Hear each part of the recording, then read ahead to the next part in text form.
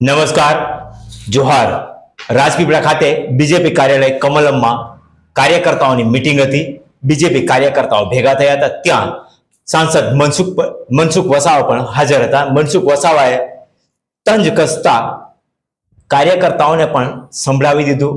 મનરેગાના કૌભાંડ હોય કે પછી સીસી રસ્તાનો ભ્રષ્ટાચાર હોય કે પછી ડામર રોડના ગુણવત્તાની વાત હોય, એમણે એમના કાર્યકર્તાઓને પણ ચોખ્ખી ભાષામાં જ કહી દીધું છે કે તમે સ્પષ્ટપણે ચોકસાઈપૂર્વક કામ કરો, પારદર્શક કામ કરો. કારણ કે ઘણી વખત મેં જોયું છે કે આ રોડ કોણે બનાવ્યો છે, પૂછતા ખબર પડે છે કે આપણા સરપંચે બનાવ્યો છે. ભાજપ પ્રેરિત સરપંચના રોડ છે અને એ રોડ 6 મહિનામાં તૂટી જવા પામ્યો છે. જેથી એમણે કહ્યું છે કે હવે મારે કોઈકને જવાબ આપવો હોય તો કોને જવાબ આપવું, કોને બોલું. એમના માટે એમણે એ તંજ કસ્યા છે અને કહ્યું છે કે કાર્યકર્તાઓ કામ લે છે તો કામ કરો, પણ એમાં ગુણવત્તાયુક્ત કામ કરો, સ્પષ્ટપણે કામ કરો અને ચોકસાઈપૂર્વક કામ કરો. એ પણ એમણે કહ્યું હતું. અને વધુમાં એમણે ઘણા બધા નિવેદનો આપ્યા છે, ઘણું બધું બીજે પક્ષ માટે પણ કહ્યું છે. એકવાર સાંભળવા જેવી વાત છે મનસુખ વસાવા. સ્ટેચ્યુમાં કેવા લોકો જે ટપોરીઓ છે એ આપણા પર સામ્રાજ્ય કરે, આપણા પર હાવી થાય. ડેડિયાપાડામાં અલગ ભિલિસ્તાનની વાતો કરનારા લોકો આપણા પર હાવી થાય. કાલે શું થયું?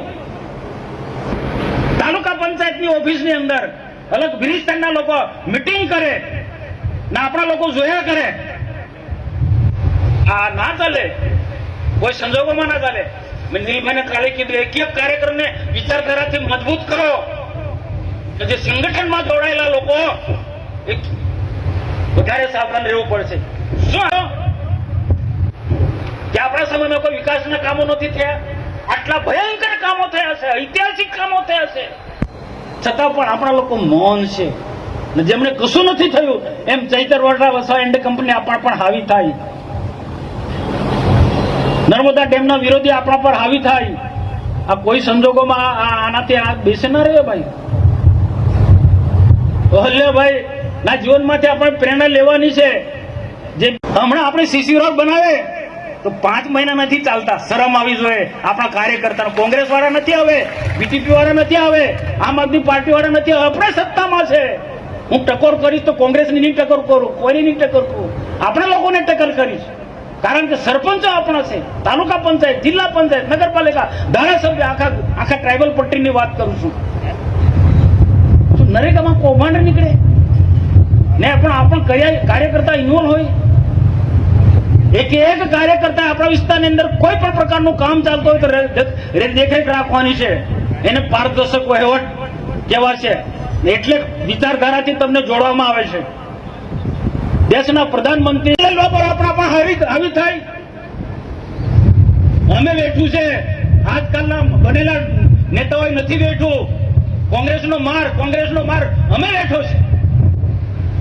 જરા પૂછો અશોકભાઈને શું સ્થિતિ હશે પોઈજા પટ્ટીની અંદર. હુમલાઓ થતા હતા એમના ઘરમાં. એવા સમયે ભાજપનું રક્ષણ કર્યું છે, ભાજપને મજબૂત બનાવ્યું છે ને આજે સ્થિતિમાં લાવ્યો છે. ને ફરી આપણા કોંગ્રેસના હવાલે આપણે આખું એને સોંપી દેવું છે. નાના મોટા કોન્ટ્રાક્ટના કામમાં તો કોંગ્રેસ જ દેખાય આપણને. હા, કોઈ સંજોગોમાં બધા ચલવી લેશે પણ મનસુખ વસાવા નહીં ચલવી લે. સંજોગોમાં નહીં ભાઈ. ને જે કોંગ્રેસી આવ્યા છે એ કે ભાજપને મજબૂત કરવા માટે ને લાભ લેવા માટે. કેટલાક પોતાની સંસ્થાઓ બચાવવા માટે આવ્યા છે, કેટલાક બિઝનેસ કરવા માટે. કોણ ક્યાં બિઝનેસ કરે છે મને ખબર છે ભાઈ. બિઝનેસ કરો. ભારતીય જનતા પાર્ટીનો કાર્યકર્તા બિઝનેસ કરે અને સમર્થન કરીએ છીએ. એનો ગલ્લો બંધ કરી દેતો હતો, છતાં બંધ નહોતો કરતો. એવા કાર્યકર્તા આજે કોંગ્રેસની સામે લડ્યા છે. તો આજે જાજુ મારું કાંઈ કેવું નથી. કોઈ કાર્યકર્તા કોન્ટ્રાક્ટનું કામ કરે કોઈ વાંધો નથી, પણ 5-10 વહીવટ જળવાવો જોઈએ. સીસી રસ્તો બનાવે ને વર્ષમાં તૂટી જાય. હું વચ્ચે એક ગામમાં ગયો રાત્રે ભજનમાં, પૂછો આ ડામર આરસીસી રસ્તો કેટલા ટાઈમ પર બને? તો 6 મહિના થાય. કોણે બનાવ્યા? આપણા સરપંચે. શું કરવાનું? પછી આપણે બીજા પર કઈ રીતના આક્ષેપ કરવાના? કોઈ લોકસભા વિસ્તારની અંદર આવે તો અમારું ધૂળ ખંખીરી નાખે છે સંસદ સભ્યની મીટિંગમાં. એવું નહીં કે એમને ખબર ના પડે. કે કોની લોકસભામાં શું શું ચાલે છે, બધું ખબર પડે છે. એટલું મોટું તંત્ર છે એમનું.